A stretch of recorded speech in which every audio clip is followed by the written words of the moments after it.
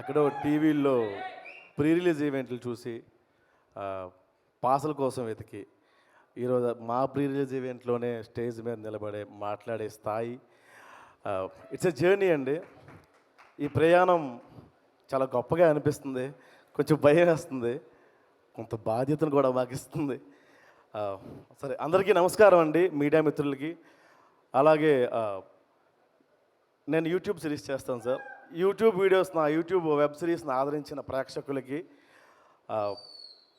నాకు ప్లాట్ఫామ్ కల్పించిన తమిళ మీడియాకి, నన్ను భరిస్తున్న ఇన్ఫినిటమ్ నెట్వర్క్కి వాళ్ళకి ఖచ్చితంగా థ్యాంక్స్ చెప్పాలండి. ప్రతి వెబ్ సిరీస్లోని ప్రతి ఎపిసోడ్లోని కమిటీ కూరాలు అనే పదాన్ని ఇంక్లూడ్ చేసేసి అన్ని ఎపిసోడ్లు చేసే బయట అది కమర్షియల్గా డబ్బులు తీసుకుంటాం, బట్ నాకు సపోర్ట్ చేశారు. థ్యాంక్ యూ సో మచ్ అండి.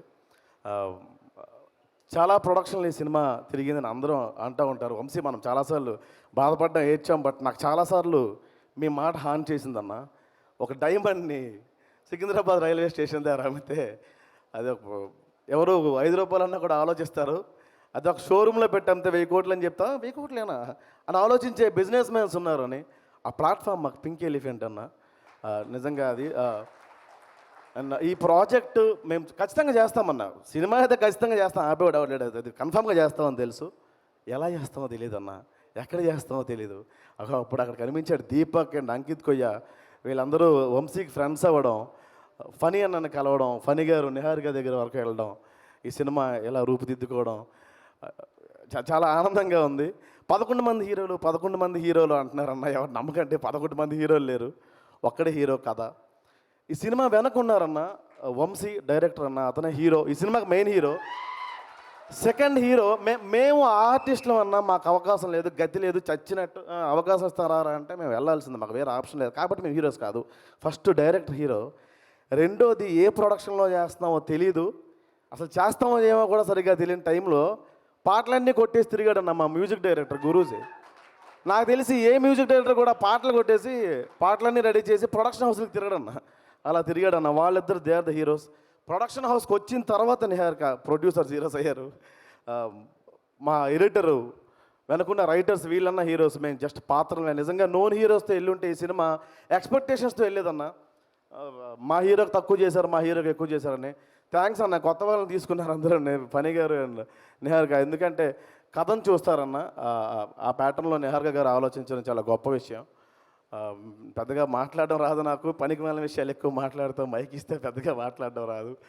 ఇక్కడికి వచ్చిన పెద్దలందరికీ నా నమస్కారం.